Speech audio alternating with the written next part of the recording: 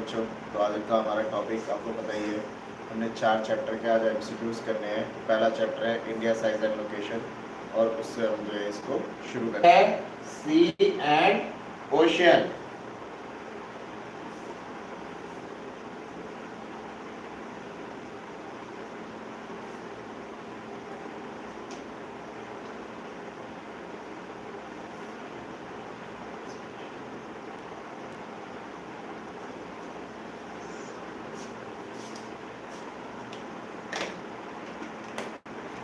Next है हमारा question number 5। Standard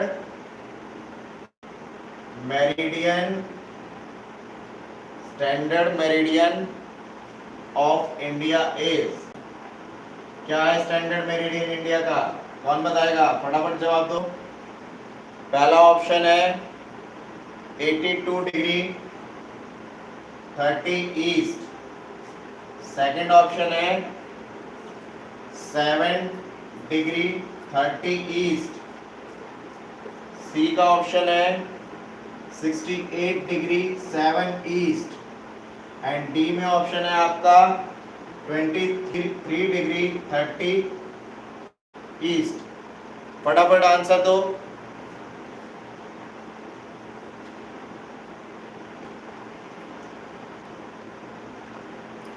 क्या है आंसर? फटाफट बताओ। ऑनिक का आया है 82 degree 30 east. The elite 82 degree 30 east. Arhaan 82 degree 30 east. Shaurya 82 degree 30 east. Very good. चलो नेक्स्ट क्वेश्चन करते हैं।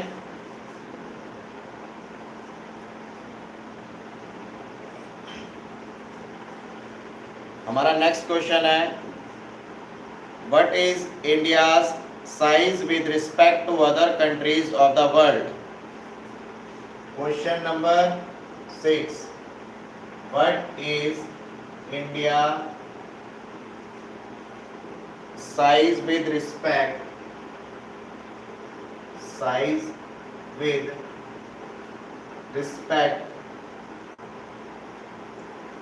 to other countries of the world।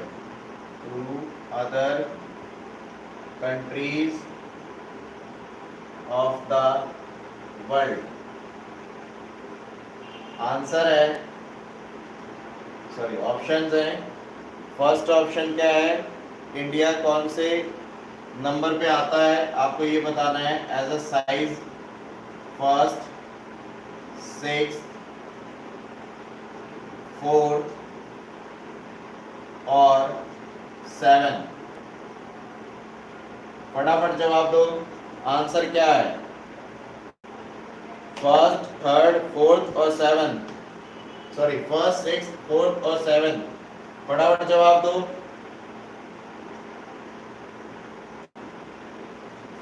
चलो आंसर है 7। जिसने जवाब दिया है 7 उसका सही है, और जिसने पूरा चैप्टर पढ़ा है उसको बिल्कुल अच्छे से पता होना चाहिए। नेक्स्ट क्वेश्चन करें। Question number 7। क्वेश्चन नंबर 7 है the capital of Mizoram is. The capital of Mizoram is. क्या है कैपिटल मिजोरम की? Option A Imphal, option B Kohima, option C Agartala, और ऑप्शन डी ऐजवाल। अब आंसर दो कि इन चारों में से मिजोरम की राजधानी क्या है। 10 सेकेंड्स है, फटाफट जवाब दो।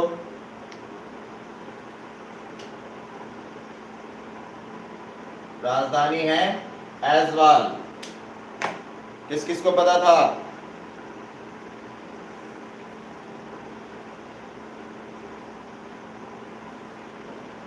अब हम थोड़ा जल्दी जल्दी करेंगे, तो जल्दी जल्दी आप आंसर दो।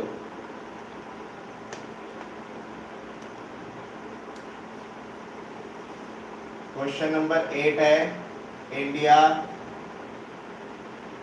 Has land boundary of about, यानी इंडिया की लैंड बाउंड्रीज कितनी है? ऑप्शंस हैं 18,200 किलोमीटर, ऑप्शन बी है 7,516.6 किलोमीटर, ऑप्शन सी है 15,200 किलोमीटर, या ऑप्शन डी है 2,458 किलोमीटर। फटाफट जवाब दो। अनिक, गौरव, शौर्य, अरहान, जवाब दो फटाफट। ऑप्शन देखो, फटाफट जवाब दो कि इंडिया की लैंड बाउंड्रीज कितनी बड़ी हैं? 18,200 किलोमीटर, 7,516.6 किलोमीटर, 15,200 किलोमीटर, या 2,458 किलोमीटर। तो आंसर है 15,200 किलोमीटर। यानी इंडिया की जो लैंड बाउंड्रीज है वो लगभग 15,200 किलोमीटर तक फैली हुई है। यह लैंड बाउंड्री यानी हमारे बॉर्डर्स। अब नेक्स्ट क्वेश्चन आपका आ रहा है, which of the following is the western most longitude of India?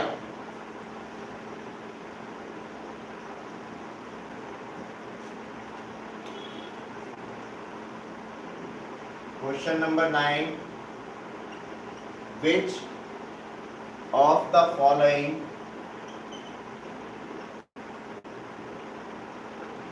is the western most longitude of India? Most longitude of India. अब ऑप्शन सुन लो, 97 डिग्री 25 ईस्ट, इसका जवाब तो सभी को पता होना चाहिए। 68 डिग्री 7 ईस्ट, सी ऑप्शन है 68 डिग्री 7 5 ईस्ट, या डी 82 डिग्री 32 ईस्ट। फटाफट जवाब बताओ, किस किस को जवाब पता है? कौन कौन आंसर दे रहा है? आंसर है 68 डिग्री 7 ईस्ट, यानी बी ऑप्शन है। यानी कि भारत वेस्टर्न मोस्ट लॉन्गिट्यूड पे 68 डिग्री 7 ईस्ट पे लाई करता है।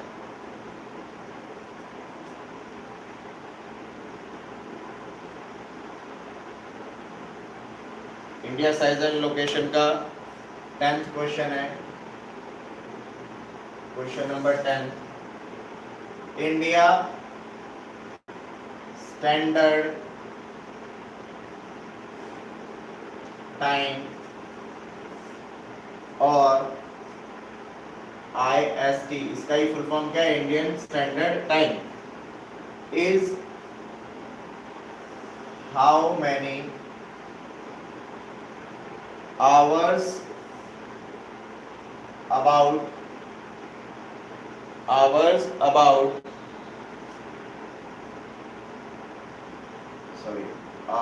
ahead or behind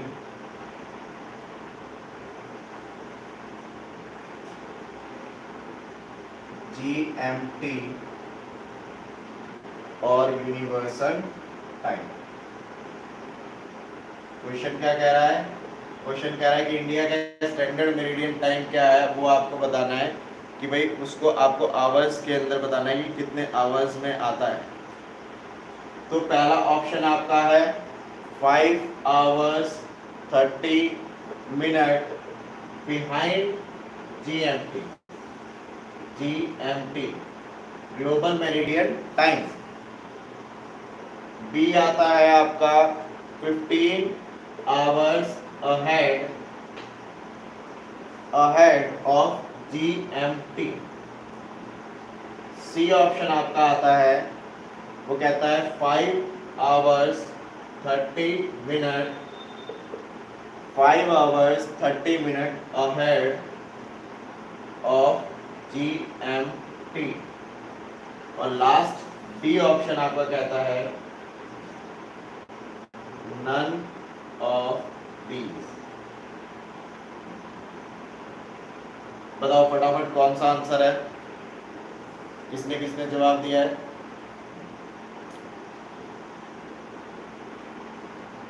किसी का भी जवाब नहीं आ रहा, तो किसी को नहीं पता। आंसर है 5 hours 30 minute ahead of GMT, यानी कि इंडियन स्टैंडर्ड टाइम 5 आवर्स 30 आगे, मतलब ग्लोबल मेरिडियन टाइम से आगे है। अहेड यानी आगे, बिहाइंड यानी पीछे।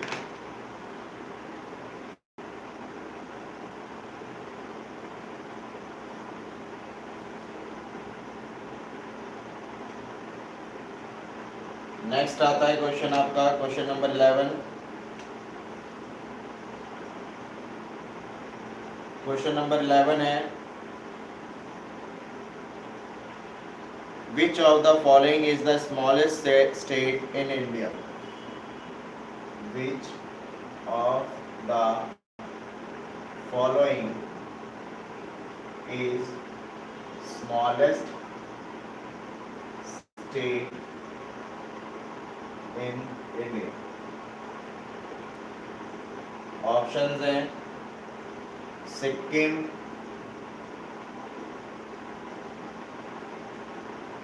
बी है गोवा, सी है त्रिपुरा और डी है आपका उत्तराखंड। कौन सा ऐसा जो है आपका स्मॉलेस्ट है? बताओ फटाफट, अपना जवाब दो।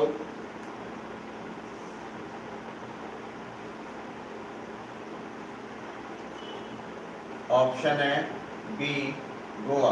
गोवा सबसे स्मॉलेस्ट है, सभी को पता है इसका लैंड बहुत छोटा सा है भारत के अंदर, इसलिए गोवा हमारा आंसर है।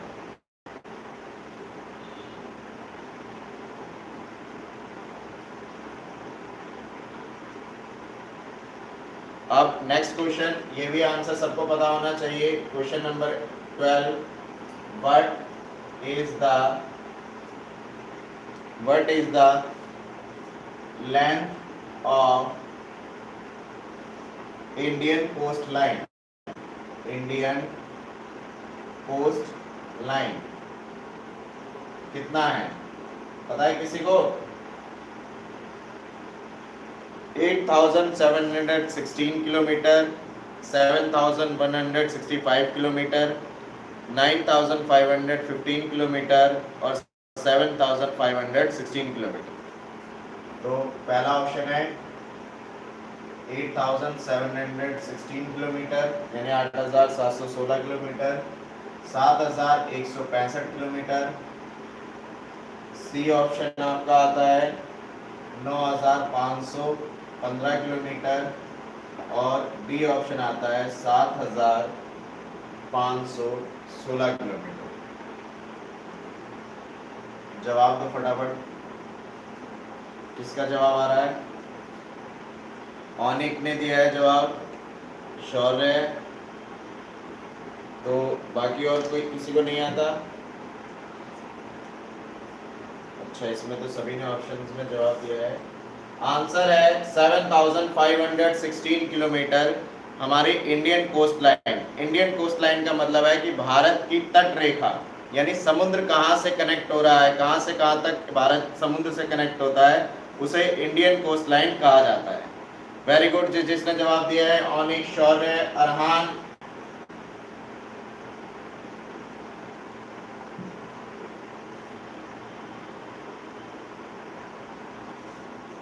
अब ये वाला ऑप्शन क्वेश्चन जो है उसका आंसर भी आप लोगों को पता होगा।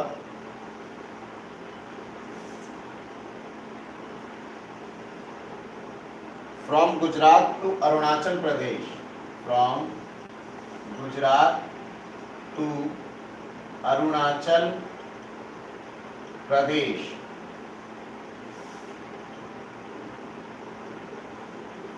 अरुणाचल प्रदेश, द टाइम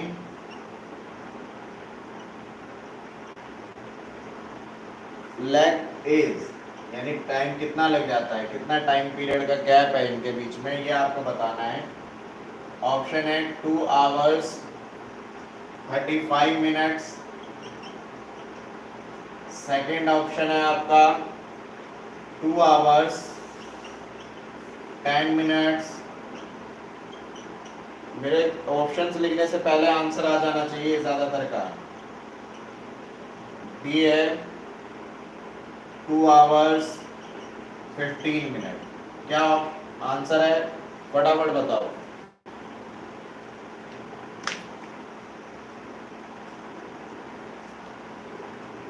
तो आंसर है 2 hours, यानी 2 घंटे का टाइम पीरियड है। 8 डिग्री को क्रॉस करने में सन को लगभग 1 डिग्री को क्रॉस करने में 4 मिनट्स का टाइम लगता है। और इन दोनों के बीच में जो डिफरेंस है, यानी कि जो हमारा एक्सटेंट है, वो लगभग 30 डिग्री का एक्सटेंट। 30 डिग्री मल्टीप्लाई बाय 4 यानी 4 मिनट्स। इससे अगर हमने मल्टीप्लाई किया तो आंसर आता है 120 minutes. 120 minutes is equal to किसके बराबर है, 2 आवर्स के। तो हमारा आंसर है 2 आवर्स।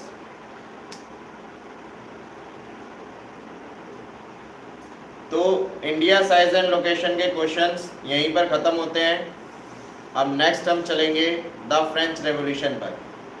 तो ये चैप्टर सभी को बड़े अच्छे से पढ़ाया गया है क्लास के अंदर, और सभी इसके जवाब फटाफट देंगे।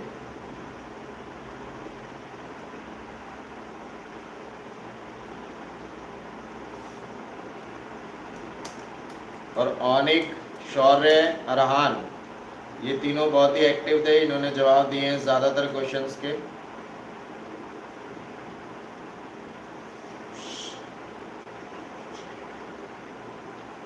और प्रत्युष भी है।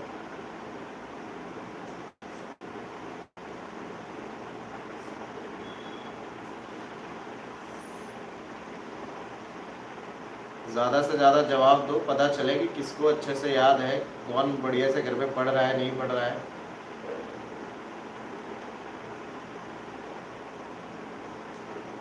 सारे क्वेश्चंस आपकी बुक में से हैं, सारे एनसीईआरटी में से हैं, पर ये होता है जब एग्ज़ाम टाइम पर आप लर्न करके रट्टा मार के जाते हो तो फिर याद नहीं रहता। इसलिए अपने दिमाग में बिठाओ, रट्टा मारने की कोशिश बिल्कुल भी मत करो।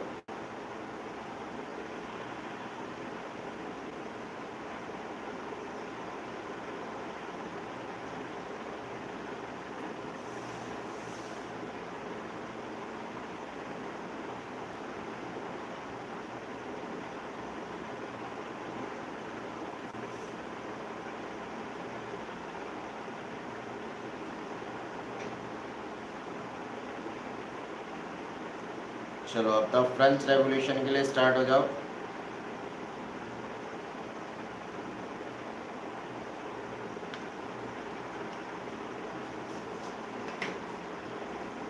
ये the India size and location खत्म हुआ। आज हमें 4 चैप्टर करने हैं। पहला चैप्टर था इंडिया साइज एंड लोकेशन, बहुत छोटा सा चैप्टर था। अब है the French revolution.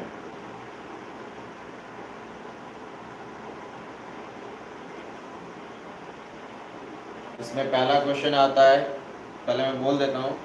Who said the task of representing the people has been given to the rich? Mirabeau ने बोला है, जीन पॉल मराट ने बोला है, रूसो ने बोला है, या डांटन ने बोला है? किसने बोला है? अपना जवाब फटाफट दो, मैं क्वेश्चन को लिख रहा हूँ।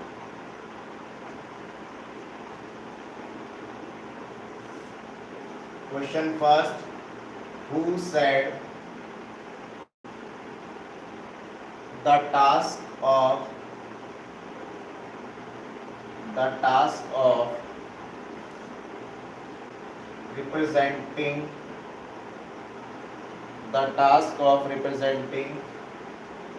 the pupil has been given to the rich, यानी कि रिप्रेजेंटेशन की पावर किसको दी गई है? रिच को दी गई है। ये कौन बोलता है? तो मिराब्यू, फिर है जीन पॉल मराठ, थर्ड आपके सी ऑप्शन है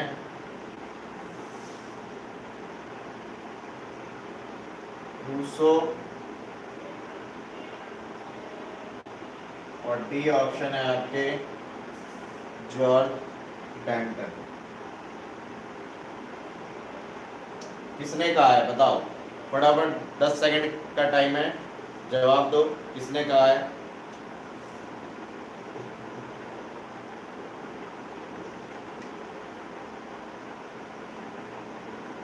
अरहान ने कहा रूसो, अरहान का ही जवाब आया है। शौर्य का है,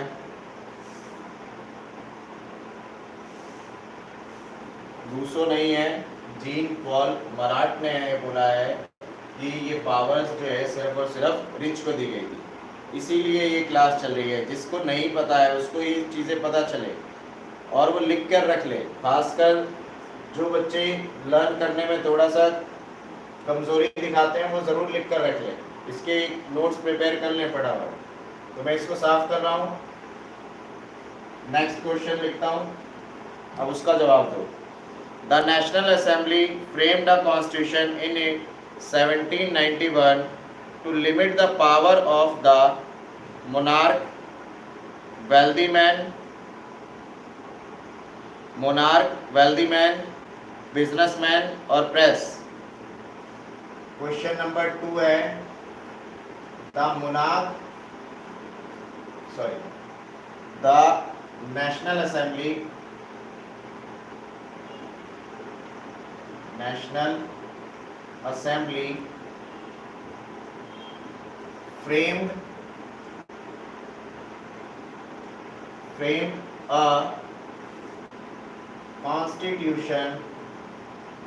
framed a constitution in 1791 to limit the powers of the, इनमें से किसकी पावर को रोकने के लिए नेशनल असेंबली बनाई गई थी? Option first monarch, option second wealthy man, option C businessman,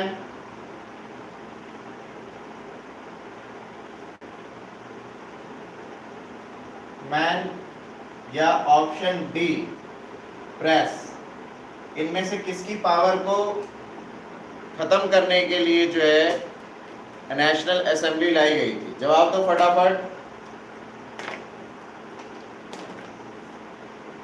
monarch, ऑनिक, Sumit भाई, नाम बड़ा अच्छा है सुमित भाई। Criminal 440 arts monarch, Shaurya monarch for sure, हाँ भाई शौर्य मोनार्क ही है, वेरी गुड। मोनार्क आपका आंसर क्या है? मोनार्क, यानी मोनार्क की पावर्स को कम करने के लिए इन्होंने जो है क्या किया था? नेशनल असेंबली की शुरुआत की थी। वेरी गुड, जिसने जवाब दिया है बहुत अच्छे। आपका नेक्स्ट है who was an influential pamphlet was it the third estate? किसने जो है इन्फ्लुएंस किया था थर्ड एस्टेट को? Question 3 who wrote an influential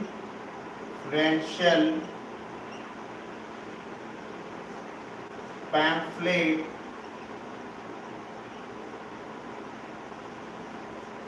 what is the third estate? Third estate option first है मिराबियो,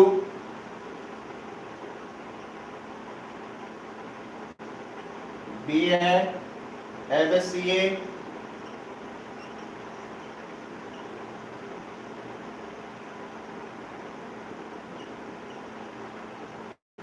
सी है जीन पॉल मराट,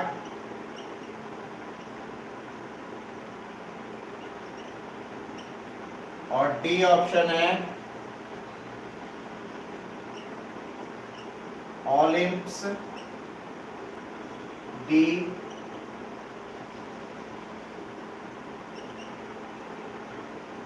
गॉड्स। अब option में से जवाब दो फटाफट। Cute Diksha Abbe Sieyes, the elite 10 Abbe Sieyes. किसी ने जवाब दिया है मिराबियो, शौर्य ने बोला है एबीसीए, अरहान ने मिराबियो। आंसर है एबीसीए, यानी कि ये जो लाइन जो ये दी गई है एन इन्फ्लुएंशियल पैम्फलेट वाली, ये किसने कही है? एबीसीए ने। नेक्स्ट क्वेश्चन है which group of people did not join the Jacobin club? किन्होंने जैकोबिन क्लब को ज्वाइन नहीं किया था?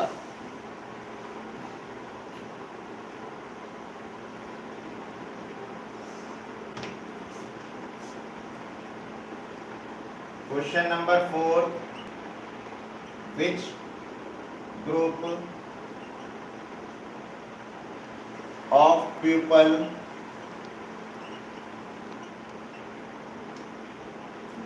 did not join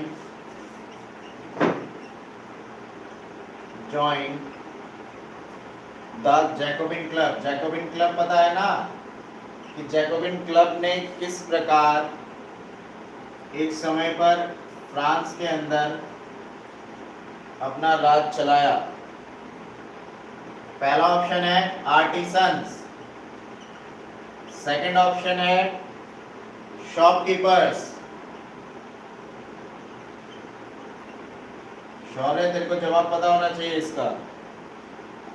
daily veg workers, और डी ऑप्शन है आपका मैन विद प्रॉस्पेरिटी। कौन सा ऑप्शन है फटाफट बताओ। Sorry, man with property. जिसके पास प्रॉपर्टी थी वो, या डेली वेजेस वर्कर्स थे वो, किसने? शौर्य ने जवाब दिया सबसे पहले रिच पीपल्स, नूर हसन ने जवाब दिया है रिच पीपल, सुबित भाई ने रिच पीपल, फिर शौर्य ने दोबारा जवाब दिया है ऑप्शन डी एलाइट 10x ने डेली वेजेस वर्कर्स। तो आंसर है मैन विद प्रॉपर्टी, जिसके पास प्रॉपर्टी थी। देखो ये जैकोबिन क्लब का जो ग्रुप बना था, ये बना ही था छोटे लोगों का, जिन जो ज्यादा अमीर नहीं थे, artisan, shopkeepers, daily wages workers, इन्होंने ये ग्रुप बनाया था। मैन विद प्रॉपर्टी इसके अंदर आया ही नहीं, जिसके पास प्रॉपर्टी वगैरह थी वो इसके अंदर इंक्लूड ही नहीं हुआ। तो आंसर है मैन विद प्रॉपर्टी, जिसके पास प्रॉपर्टी थी वो आपका आंसर है। वेरी गुड, जो ट्राई कर रहे हैं बहुत अच्छा। French women demanded the right. French women's ने कौन से राइट की डिमांड करी थी? इसमें ऑप्शन है question number 5 French women demanded the right. कौन से अधिकार की मांग वुमेन्स ने की थी? Option A to vote, option B to be elected to the assembly, to be elected to assembly,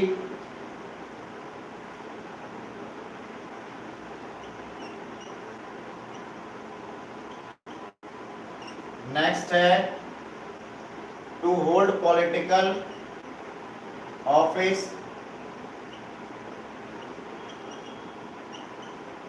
और लास्ट है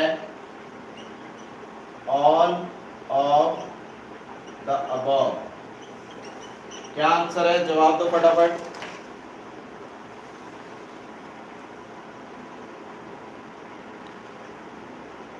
right to vote, criminal 448, the light 10x, all the above, Sumit भाई all of the above, cute Disha sorry Diksha to vote,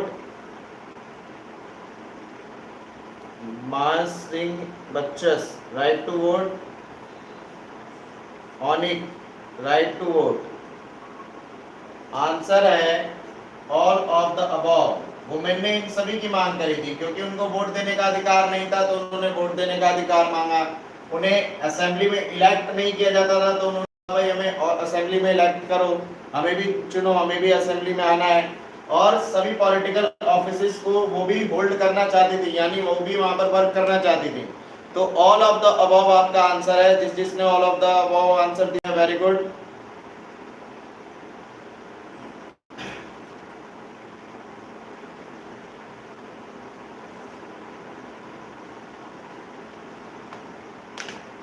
next question है question number 6। who were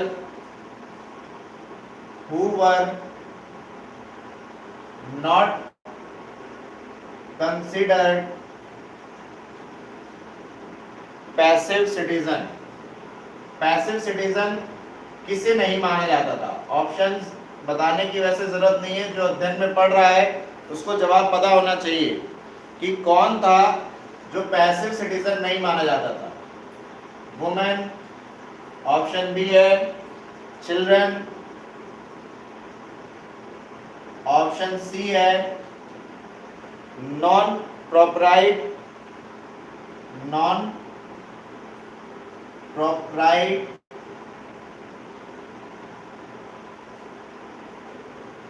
man, और option D है आपका wealthy people.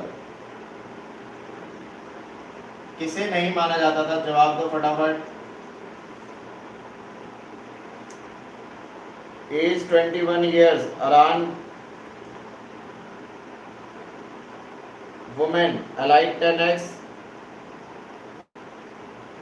wealthy people, Sumit भाई wealthy citizen, cute Diksha wealthy people, women।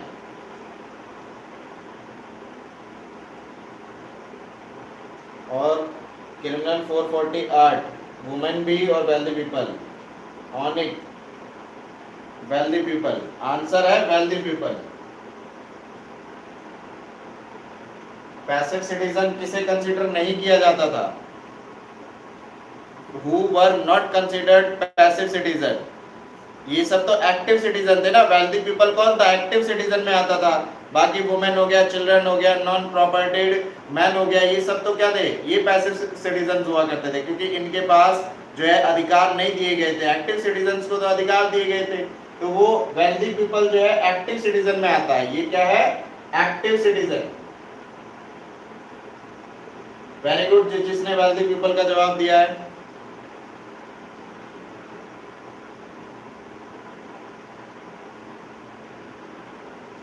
अब next question है the third estate comprise, यानी इसमें कौन कौन आ रहे हैं?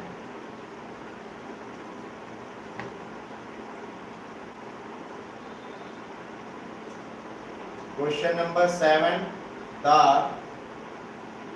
Third estate comprise.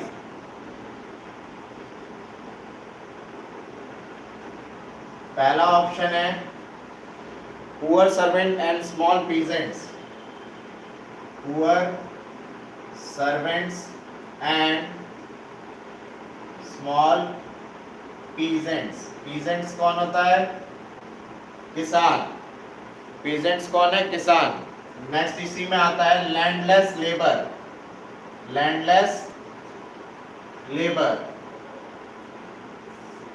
B option आपका है peasants and artisans, peasants and artisans. C option है आपका big businessman, big businessman and lawyers.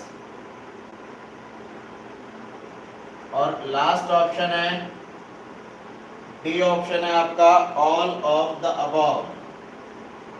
All the above लिख लो, ऑल ऑफ द अबव लिख लो। क्या है इनमें से कौन है जो थर्ड एस्टेट के अंदर आता है? बताओ फटाफट जवाब दो। शौर्य का जवाब आया है all of the above for sure. Criminal art all of the above, Arhan all of the above, cute Diksha all of the above, ज्यादातर ऑल ऑफ द अबव है। Onik Sharma poor servant and small peasants.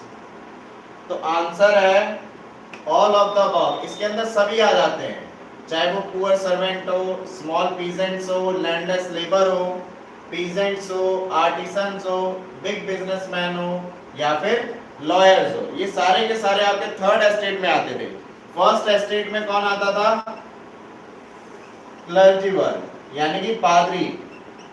और सेकंड एस्टेट में कौन आता था? Nobles, जो आपके राजा के लिए या तो काम करते थे या यही जो है फ्यूडल सिस्टम को चलाते थे। यही लोग जो है बड़े बड़े पोस्ट पे हुआ करते थे। बाकी जितने भी थे वो थर्ड एस्टेट में आते थे। इनको टैक्स देने की जरूरत नहीं थी, दोनों के दोनों टैक्स पेयर नहीं थे, बल्कि ये टैक्स लेते थे, टैक्स यही सब पे करते थे। तो ये थर्ड एस्टेट में आते थे। वेरी गुड, जिसने all of the above answer दिया है।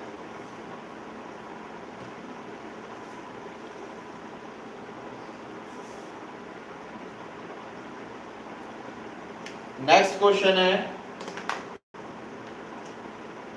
Question number 8। How does a subsistence crisis happen? Subsistence crisis कैसे हुआ? ऑप्शंस है bad harvest leads to scarcity of grain, bad harvest leads to scarcity of grains। Second option है food prices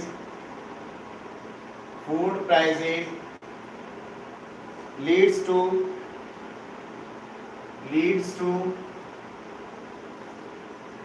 scarcity of grains। C option है leads to weaker bodies and आपके इसी में diseases भी आ जाता है, death and even food rights. ये सारी चीजें एक ही में आ जाती है, डिजीजेस, फूड राइट्स या option D all of the above. इनमें से आंसर क्या है? फटाफट जवाब दो। ऑल ऑफ द अबव जवाब आया है शौर्य की तरफ से, क्यूट दीक्षा की तरफ से, अरान ब्लॉग की तरफ से।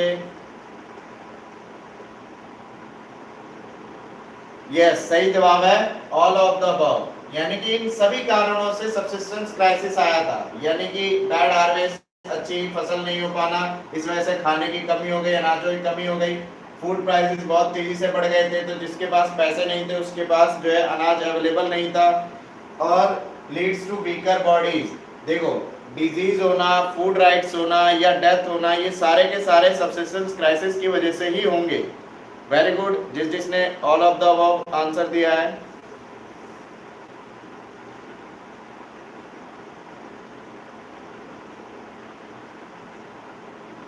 नेक्स्ट क्वेश्चन है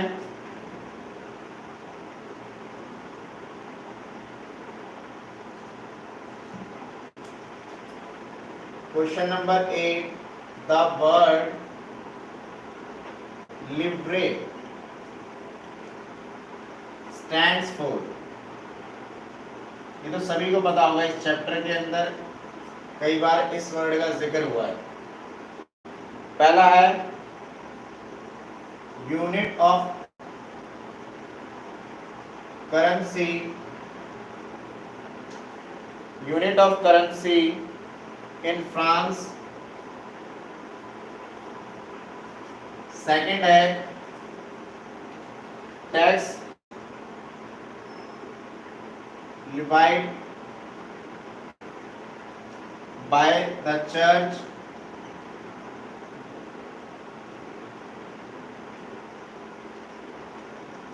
सी ऑप्शन है आपका tax to be paid, tax to be paid directly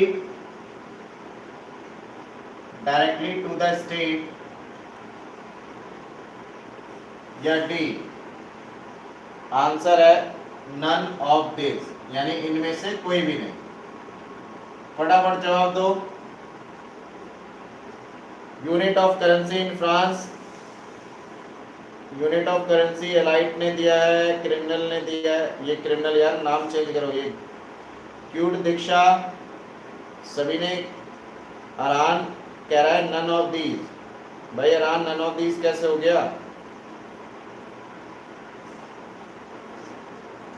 Shaurya unit of currency, yes जवाब है यूनिट ऑफ करेंसी और इन फ्रांस, यानी लिब्रे जो है उनकी करेंसी थी, फ्रांस की उस टाइम पे जो करेंसी इस्तेमाल होती थी वो लिब्रे थी। Very good. What was estate general? Next question है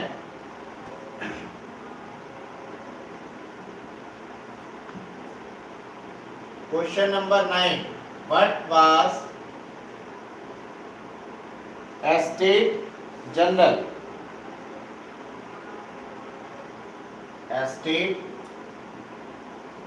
जनरल ऑप्शन ए है पोस्ट ऑफ आर्मी जनरल,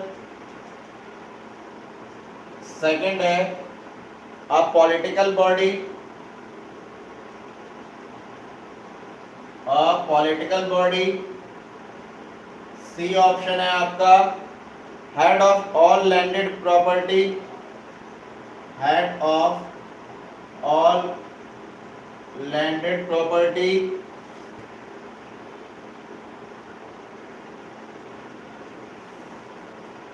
और डी है adviser of the king, adviser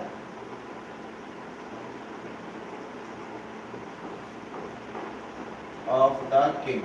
इनमें से क्या है ऑप्शन, फटाफट बताओ। पॉलिटिकल बॉडी सुबित,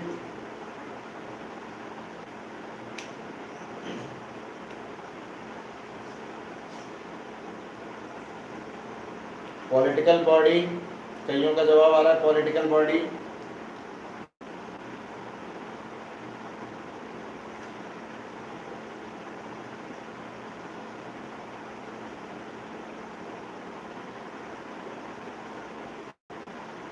अच्छा ये आपके लिए वैल्यूबल हो ना तो आप लाइक जरूर कर देना वीडियो को, शेयर भी जरूर कर देना।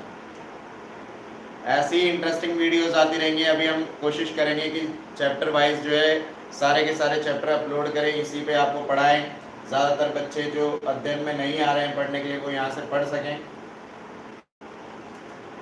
तो हमारा आंसर है अ पॉलिटिकल बॉडी। जिसने अ पॉलिटिकल बॉडी जवाब दिया है वो बहुत सही है। स्टेट जनरल जो था वो क्या था? स्टेट जनरल पॉलिटिकल बॉडी था, जैसे फर्स्ट एस्टेट, सेकंड एस्टेट और थर्ड एस्टेट, इस तरीके से एस्टेट्स बने हुए थे, 3 एस्टेट बने हुए थे। इनके ऊपर कौन था? किंग। तो ये एस्टेट जनरल जो हुआ करते थे ये इन्हीं से होते थे, फर्स्ट एस्टेट से, सेकंड एस्टेट से, थर्ड एस्टेट से। वेरी गुड, जिसने ही पॉलिटिकल बॉडीज बोला है।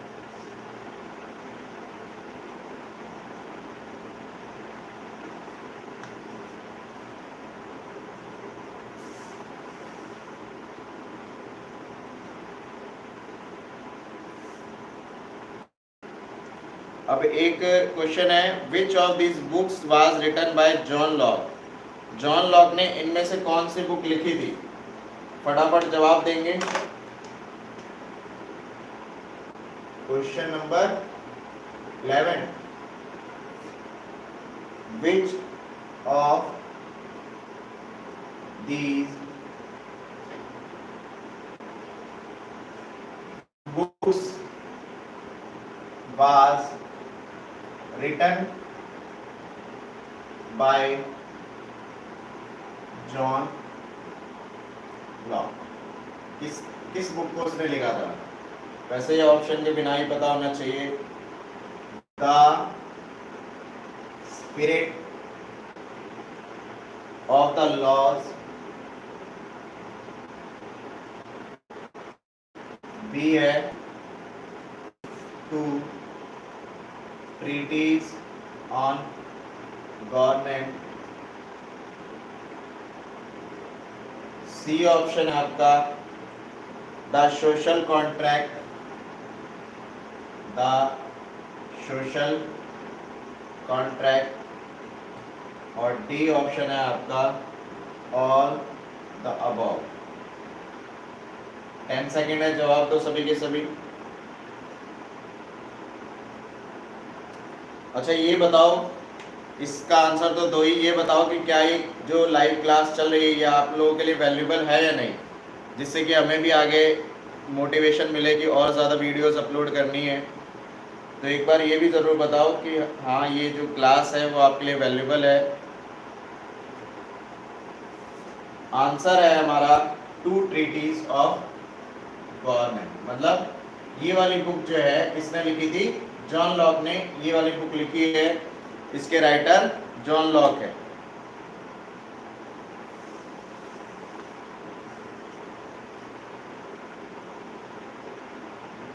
कई बच्चे बोल रहे हैं कि यस सर वैल्यूएबल है।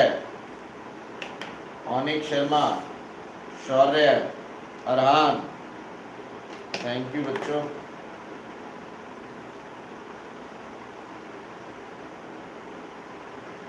अब नेक्स्ट क्वेश्चन है question number 12, who led the representation. अब ये क्वेश्चन पहले सुन लो, सभी को जवाब पता होना चाहिए, पहले मैं लिखने से पहले ये जवाब चाहता हूँ। Who led the representatives of the third estate in Versailles on 20th June? 20 जून को वर्साइल में थर्ड एस्टेट का जो रिप्रेजेंटेशन है वो किसने किया था? अब ये जवाब जो है फटाफट दो, किसको किसको पता है बिना ऑप्शन के? Representation of the third estate, third estate in Versailles on 20 June. Options हैं, पहला ऑप्शन है मिराब्यू, सेकंड ऑप्शन है एबेसिए,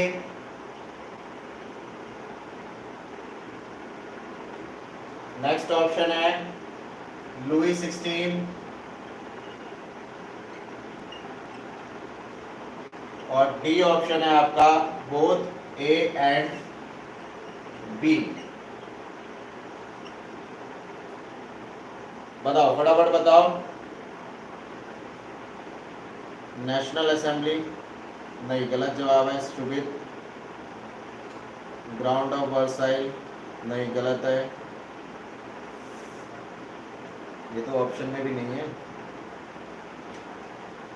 आंसर है ए एंड बी, यानी कि बोथ ए एंड बी आपका ये आंसर है। मिरापियो और एबेसिए ने थर्ड एस्टेट के जो रिप्रेजेंटेटिव्स थे वर्साइल के अंदर 20 जून को। जिसको नहीं पता है वो जरूर लिख ले, लिखना बहुत जरूरी है। रीडिंग एंड राइटिंग बहुत ज़्यादा आपको हेल्प करेगी, तो ज़्यादा से ज़्यादा बच्चे जो है रीडिंग एंड राइटिंग पे फोकस करें।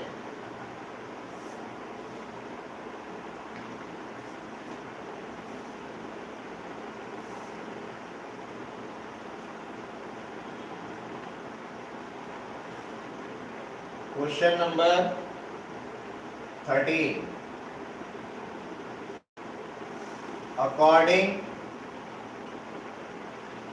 according to the constitution of 1791, the National Assembly was to be, option है elected directly, option B appointed by the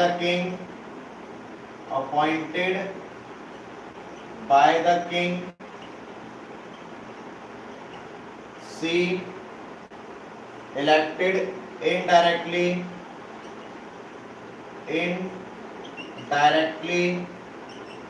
option D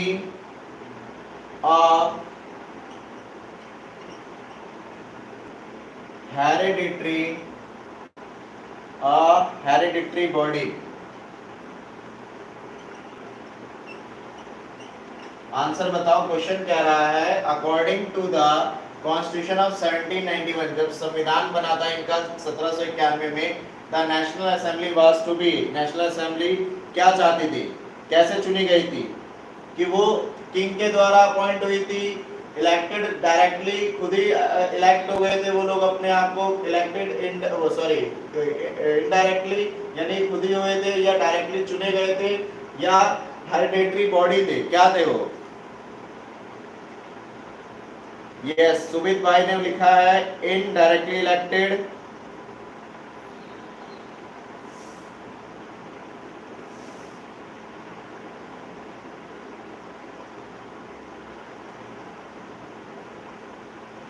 criminal 448 ने लिखा है डायरेक्टली। शौर्य लिख रहा है हेरिडिटरी बॉडी। आंसर है elected indirectly.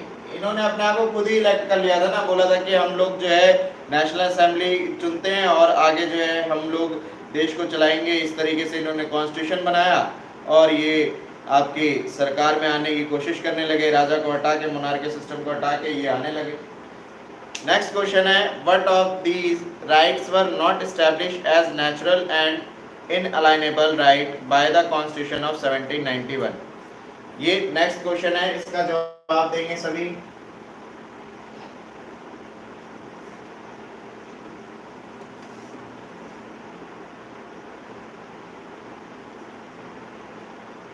Fourteen question, which of these rights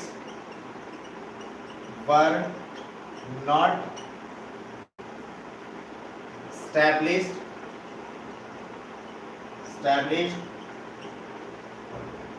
as natural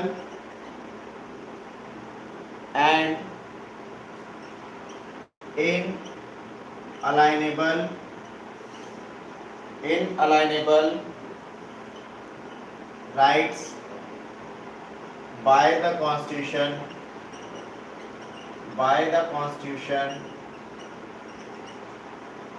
of 1791। Question क्या कहता है, which of these rights were not established as natural and inalienable rights by the constitution, यानी constitution के द्वारा ये नहीं आपको जो मतलब नेचुरली दे दिए गए वो कौन कौन से, इसके अंदर क्या कह रहा है, right to life, freedom of speech and opinion, equality before the law. तो ये क्लियर है कि सारे के सारे राइट्स थे। A right to life, B option है फ्रीडम ऑफ स्पीच, सभी को मिलता है बोलने का अधिकार। ऑप्शन सी है इक्वालिटी बिफोर लॉ, या इनमें से सभी के सभी, यानी ऑल द अबव। क्या आंसर है बताओ।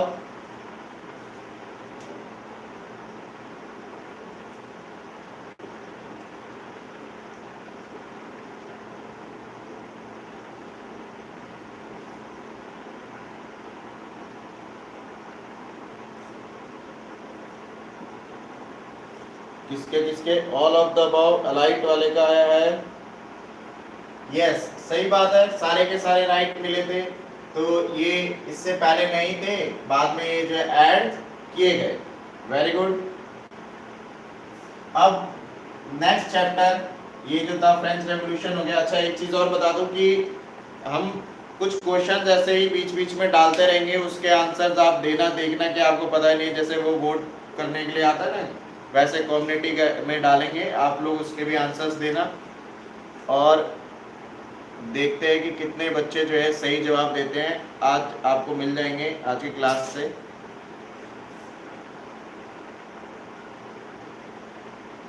नेक्स्ट चैप्टर हमारा होगा द विलेज ऑफ पालमपुर। मेरे हिसाब से 9th क्लास में सबसे इजी चैप्टर है द विलेज ऑफ पालमपुर, सबसे इजी चैप्टर है ये।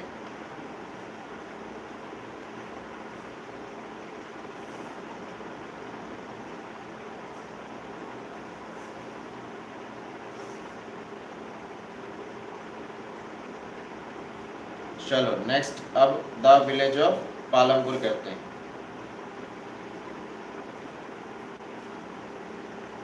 तो 2 चैप्टर कंप्लीट हो गए, अब ज्यादा टाइम नहीं लगेगा, ये छोटे छोटे चैप्टर है। द विलेज ऑफ पालमपुर, ये चैप्टर भी एक दिन में खत्म हो चुका है।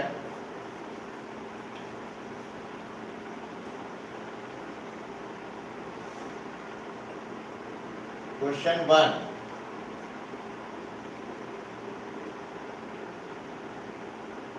Minimum wages for a farm labourer set by the government is. ये क्वेश्चन आ जाता है और वैसे आपको पता भी होना चाहिए। Minimum wages for a farm labourer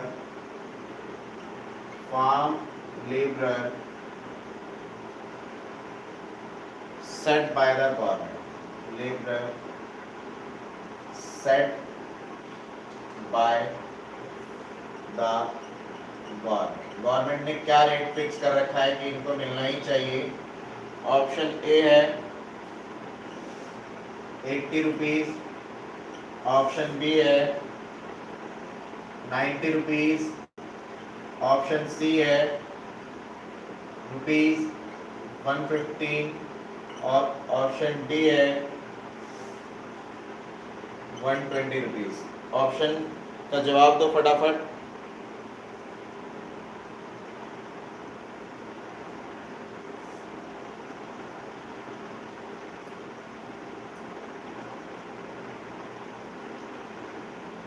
किसको किसको पता है आंसर?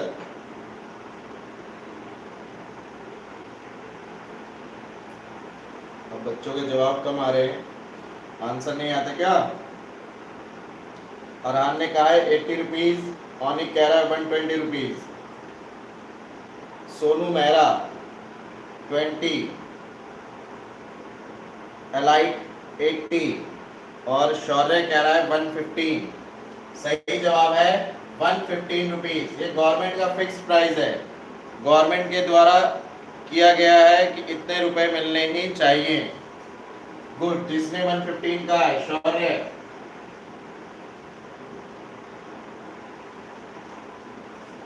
नेक्स्ट क्वेश्चन है question number 2। The green revolution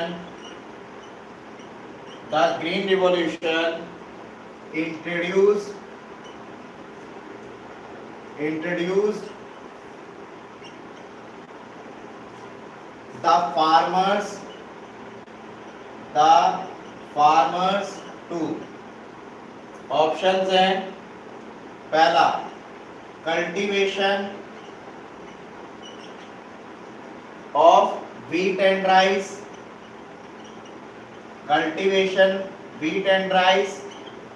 option B cultivation of green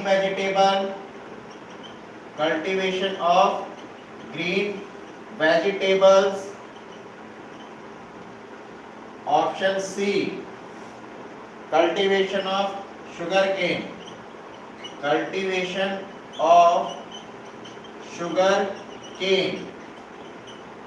और ऑप्शन डी है कल्टीवेशन ऑफ फॉरेस्ट। फटाफट आंसर दो जल्दी से।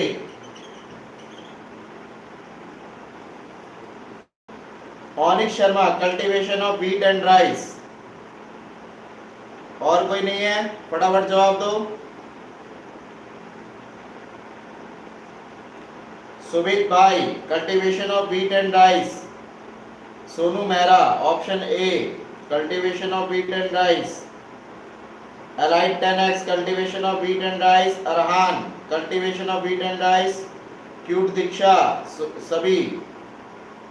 सभी का यही है। यस, सही जवाब है cultivation of wheat and rice. देखो ग्रीन रिवॉल्यूशन आया ही क्यों था? ग्रीन रिवॉल्यूशन का मतलब था कि भारत के अंदर अनाज की बहुत ज्यादा कमी थी। इससे पहले हम भूखमरी जैसी स्थिति से गुजर रहे थे, तो उस कारण से व्हीट एंड राइस जो कि बेसिक नीड है उसको ज्यादा से ज्यादा कल्टीवेट किया जाए, ज्यादा से ज्यादा उसकी प्रोडक्शन की जाए, इसीलिए ग्रीन रिवॉल्यूशन आया था। वेरी गुड, जिसने जवाब दिया बहुत अच्छे।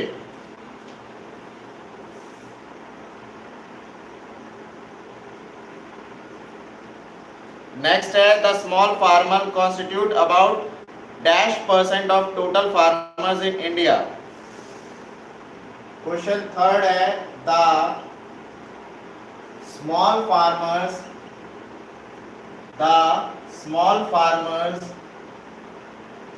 constitute about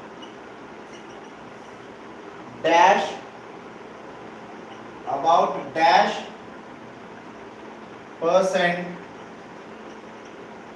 of total farmers in India। Option है option A 50%, option B 60%, option C 70% या ऑप्शन डी 80%। जवाब दो फटाफट, जल्दी से आंसर आना चाहिए सभी का।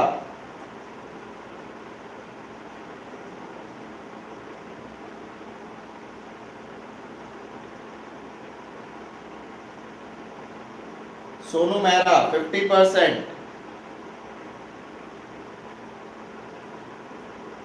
सुमित भाई 60%। क्वेश्चन को ध्यान से समझो। द स्मॉल फार्मर कॉन्स्टिट्यूट यानी भारत के अंदर स्मॉल फार्मर्स की टोटल फार्मर्स के मुकाबले कितनी संख्या है? बताओ जल्दी। 60%, सभी 60% बोल रहे हैं। आंसर है 80%। लगभग 80% हमारे फार्मर्स की संख्या है जो स्मॉल फार्मर्स की कैटेगरी के अंदर आते हैं। नेक्स्ट क्वेश्चन है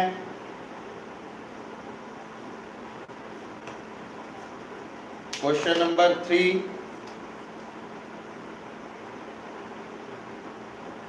the new new ways of farming need. Option A है लेस लैंड,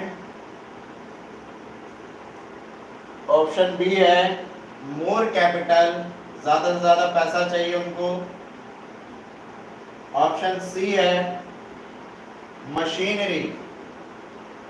मशीनरी, या option D all of the above. क्या चाहिए, फटाफट जवाब दो। शौर्य, ऑनिक, अरहान,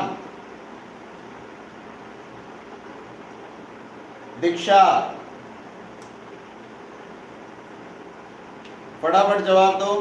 क्या है ऑप्शन कि the new way of farming need, क्या जरूरत है, less land, more capital, machinery, किस चीज की उनको नीड है, all of the above. Sonu Mehra, all of the above, Onik all of the above. Yes, answer है ऑल ऑफ द अबव, यानी ये सारी चीजें उनको चाहिए।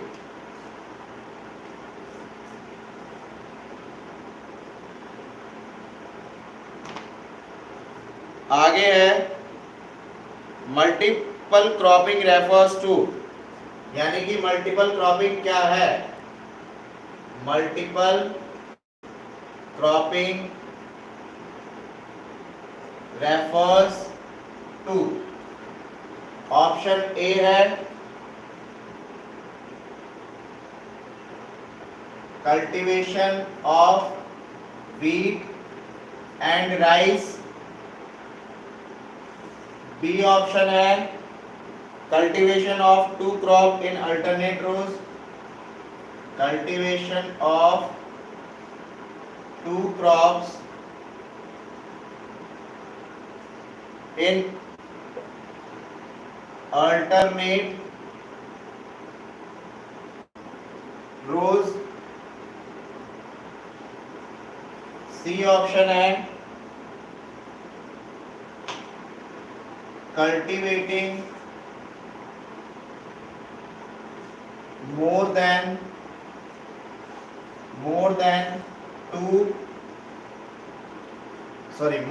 one crop on the same piece of land each year, एक ही लैंड के ऊपर।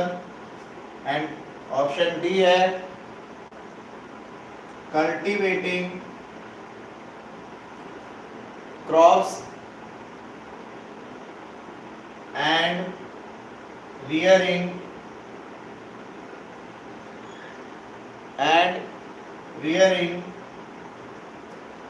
Animals on the same farm, rearing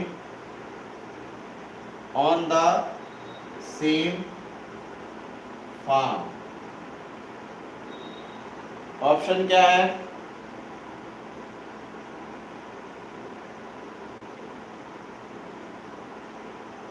जल्दी जल्दी जवाब दो। ऑप्शन सी कल्टीवेटिंग मोर, सभी का जवाब आ रहा है ज्यादातर option C. Yes, multiple cropping है cultivating more than one crop on the same field each year, मतलब एक ही लैंड के ऊपर आप क्या करोगे, एक से ज्यादा प्रकार की फसलों को उगाने का प्रयास करोगे। Cultivating more than one crop on the each, अब ये एक छोटा सा खेत है किसी का, उसी के ऊपर उसने एक से ज्यादा फसलें उगा ली एक साल के अंदर में, वो मल्टीपल क्रॉपिंग कहलाता है। Very good. नेक्स्ट क्वेश्चन आता है,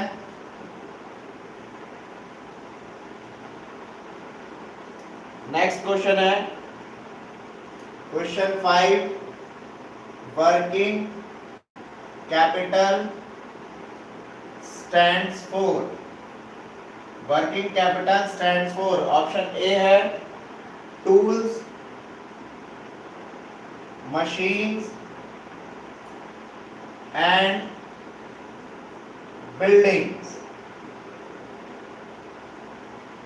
सेकंड ऑप्शन है raw materials and money in hand, raw material and money in hand. Option C है total share capital, total share capital. और ऑप्शन डी है fix deposit in financial institute, fix deposit in financial institutions,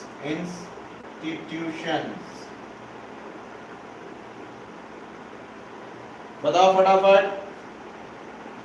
raw material and money in hand, ये कुछ बच्चों के options हैं, answer है sorry material and money in hand, in hand raw material, cute Diksha, Shubhit भाई, Onik, elite और शौर्य। Very good, सही जवाब यही है, raw material and money in hand. यही आपका जवाब है कि भाई वर्किंग कैपिटल यही है कि आपके पास रॉ मटेरियल भी हो और आपके हाथ में मनी इन हैंड यानी पैसे भी होने चाहिए। Very good. अब कुछ क्वेश्चन है जिनके मैं ऑप्शंस नहीं लिखूंगा लेकिन आपको जवाब पता होंगे और आप उसका जवाब फटाफट दोगे, ऑप्शंस नहीं होंगे उसके। क्वेश्चन 6 है how many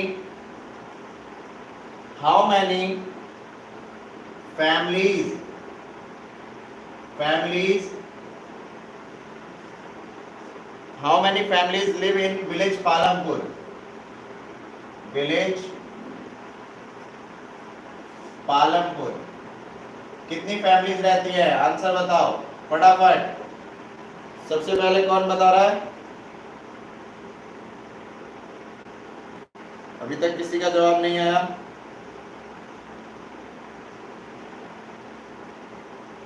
four 40 family, Sumit भाई।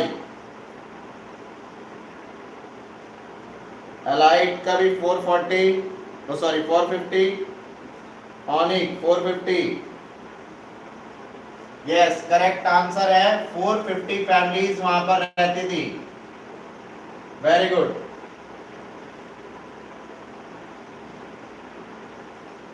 नेक्स्ट क्वेश्चन है आपका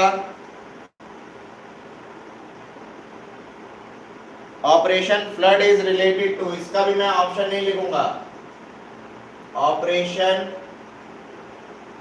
flood is related to, operation flood किससे रिलेट करता है? बताओ जल्दी फटाफट, ऑप्शन नहीं मिलेगा।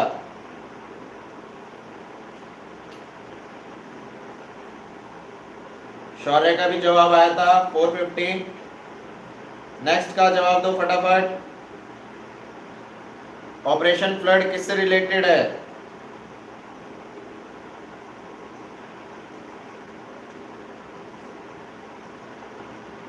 अभी तक किसी ने जवाब नहीं दिया है।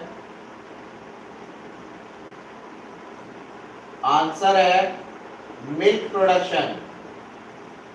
जैसे भारत के अंदर ग्रीन रिवॉल्यूशन हुआ था तो हमने एग्रीकल्चर पे फोकस किया, एग्रीकल्चर अच्छा हो, वैसे ही ऑपरेशन फ्लड था जिसके अंदर मिल्क प्रोडक्शन के ऊपर ज्यादा ध्यान दिया गया कि भारत ज्यादा से ज्यादा मिल्क प्रोड्यूस कर सके और उसी को कंज्यूम भी कर सके। नेक्स्ट आता है question, consumption of chemical fertiliser is highest in which state of India? ये आंसर भी पता होना चाहिए आप लोगों को। Question number 8, which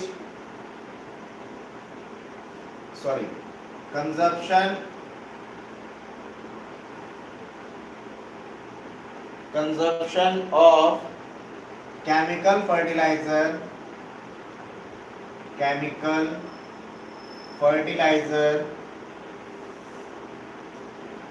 is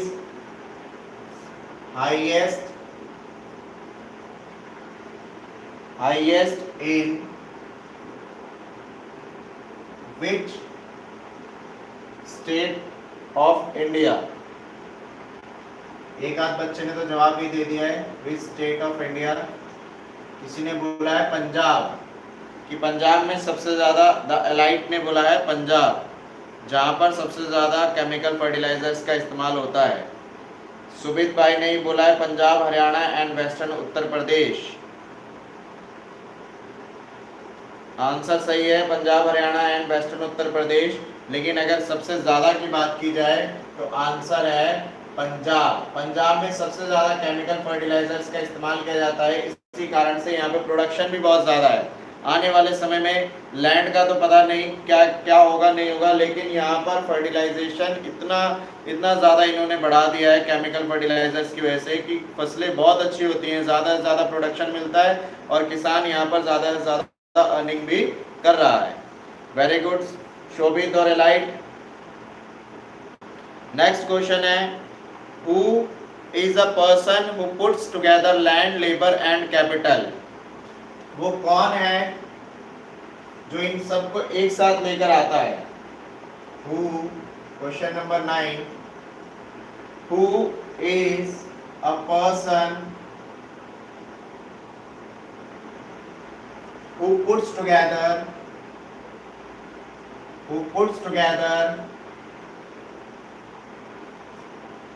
land, labor and capital। इन तीनों चीजों को कौन एक जगह करता है?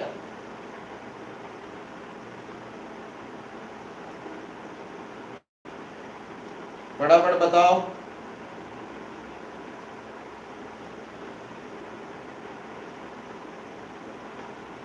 मनी लेंडर, एंटरप्रेन्योर, जमींदार और मैनेजर। चलो ऑप्शन दे दिए मैंने, फटाफट बताओ कौन।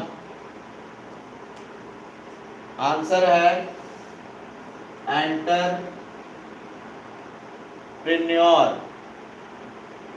ये जो है क्या करता है, इन सभी चीजों को एक जगह लाता है, चाहे वो लैंड हो, लेबर हो, कैपिटल हो, और एक बिजनेस सेटअप करता है। और एक बिजनेस जो है वो बहुत ही ज़्यादा प्रॉफिटेबल होगा किसी भी लेबर के लिए, क्योंकि उसको वर्क मिल जाता है, ट्रांसपोर्टेशन, कंट्री के लिए, सभी के लिए बहुत बेनिफिट होगा। नेक्स्ट क्वेश्चन है, high yielding variety seeds are developed in. High yielding variety seeds को कहाँ बनाया जाता है? द विलेज ऑफ पालमपुर का लास्ट क्वेश्चन है, question number 10, high yielding variety seeds यानी HYV seeds are developed in. कहाँ डेवलप किया जाता है इन्हें? आंसर दो फटाफट।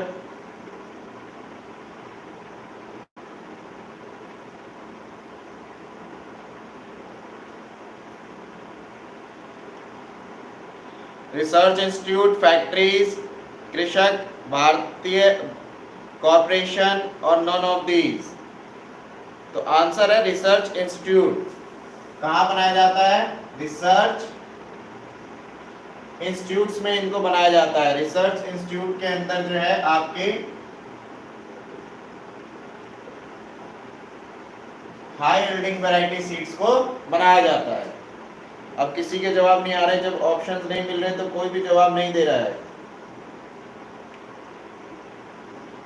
चलो आज की क्लास के लिए ये 3 चैप्टर ही हम रखते हैं, टाइम बहुत ज़्यादा हो गया कुछ बच्चों के लिए, तो आज की क्लास के लिए यही चैप्टर्स रखते हैं। नेक्स्ट क्लास में हम जो हमारा चैप्टर एक रह गया है सिविक्स का, व्हाट डेमोक्रेसी व्हाई डेमोक्रेसी, उसको भी कवर कर लेंगे। और या तो उसके क्वेश्चंस जो है आपको बीच में ऐड ऑन कर करके हम उसमें ऑप्शंस में दे देंगे, मतलब आज की क्लास में वो ख़त्म ही हो जाएगा आज के डे पर।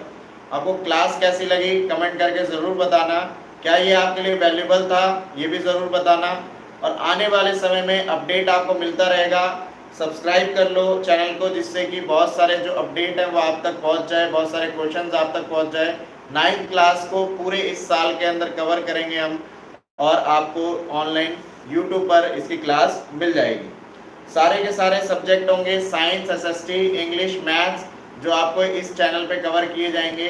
सारे के सारे चैप्टर्स कवर होंगे, और एक्स्ट्रा क्वेश्चंस जैसे आज आपने 1 मार्क्स के क्वेश्चंस करे हैं वो question answers NCERT related book के 20 से क्वेश्चन और एक्स्ट्रा क्वेश्चन सभी आपको इस चैनल पर मिल जाएंगे। तो चैनल को सब्सक्राइब करो, वीडियो अच्छी लगी हो तो उसको लाइक ज़रूर करो और ज़्यादा से ज़्यादा वीडियो को शेयर करो कि आपके जैसे और भी बच्चे जो 9th क्लास में हैं वो इसका फ़ायदा उठा सकें। और थैंक यू सो मच, आपने इस वीडियो को सपोर्ट किया और देखा। आज इस वीडियो को यहीं पर एंड करते हैं।